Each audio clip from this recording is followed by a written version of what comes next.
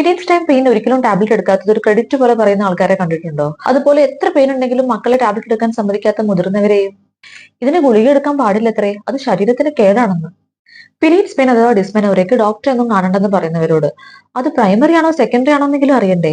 Period start ചെയ്ത് കഴിഞ്ഞ കൗമാരപ്രായത്തിൽ മറ്റൊരു കാരണവും ഇല്ലാതെ വരുന്നതാണ് പ്രൈമറി ഡിസ്മെനോറിയ.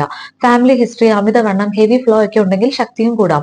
കുറച്ചു കാലം കഴിയുമ്പോൾ ഇത് താനെ സെറ്റിൽ ആയേക്കാം, പക്ഷെ അതുവരെ കടന്നു കിട്ടണ്ടേ? സിവിയർ പെയിന്റെ കൂടെ മസിൽ ക്രാംസ്, നടുവേദന, ഛർദി, നിവർന്ന് നിൽക്കാൻ പോലും പറ്റാത്ത അവസ്ഥയൊക്കെ ആകുമ്പോൾ മിക്ക കുട്ടികൾക്കും പീരീഡ്സ് ഒരു പേടി സ്വപ്നമായി മാറുന്നു. അവരുടെ ഫിസിക്കൽ ആൻഡ് മെന്റൽ ഹെൽത്തിന് ഇതൊക്കെ ഉണ്ടാക്കുന്ന ആഘാതം ചില്ലറയല്ല.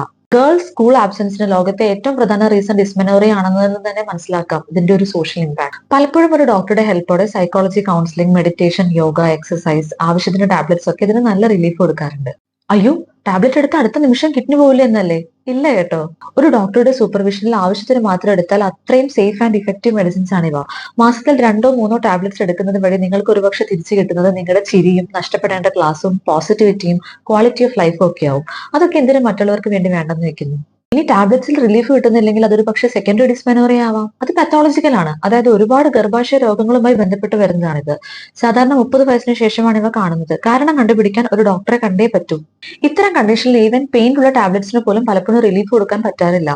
ഹോർമോണൽ മെത്തേഡ്സ്, ഈവൻ സർജറി വരെയൊക്കെ വേണ്ടി വന്നേക്കാം. അപ്പോ എല്ലാ പെയിനും അങ്ങനെ സഹിക്കാൻ പറയല്ലേ.